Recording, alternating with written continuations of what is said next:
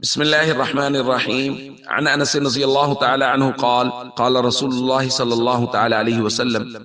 أفضل الصدقة أن تشبع كبدا جائعا رواہ البیہقی۔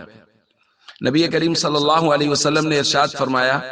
افضل صدقہ یہ ہے کہ تو کسی بھوکے آدمی کو پیٹ بھر کھانا کھلا دے۔ دوستو، نبی کریم صلی اللہ علیہ وسلم نے کسی بھوکے آدمی کو کھانا کھلانا اس کو افضل ترین صدقہ قرار دیا ہے۔ اور جو حالات اس وقت اس وبائی مرض کی وجہ سے بنے ہیں اور لوگ جو دیہڑی دار طبقہ اور وہ لوگ جو روزانہ کماتے تھے اور روزانہ شام کو راشن گھر میں لے جاتے تھے، وہ جو اتنا اس سے متاثر ہوا ہے، ہمیں اس کی ضرور خبر گیری کرنی چاہیے۔ ہمارے یہاں معلومات کرنے پہ پتا چلا کہ ایک عورت ہے اور اس کے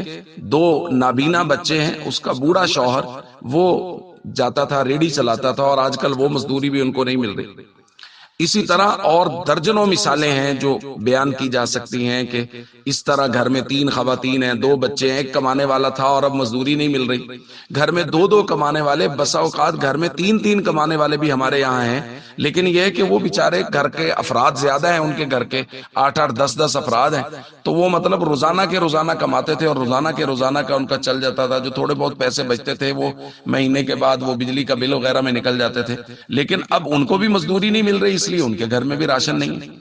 تو اس طرح ہمارے ارد گرد بہت ساری مثالیں ہیں جن کا ہمیں دیکھنا بھی چاہیے اور جتنی ممکن ہو ان کے لیے کوشش کرنی چاہیے اپنی وسعت کے مطابق۔ دوست احباب کو ترغیب دے کے ہم بھی کوشش کر رہے ہیں، دوست احباب کو ترغیب بھی دے رہے ہیں، تو ہم سب کو چاہیے، ہم سب کی ذمہ داری ہے کہ یہ جو افضل صدقہ ہے، اللہ کے نبی صلی اللہ علیہ وسلم نے فرمایا بھوکے پیٹ کو بھرنا، اس صدقہ کی کوشش کریں، دوستوں کو ترغیب دے کے، خود گنجائش ہو خود کچھ کریں، کچھ اپنی ضروریات جو ہیں پوری کر کے، جو اضافی چیزیں ہیں، جو آسائش کی چیزیں ہیں، ان کو کم کر لیں،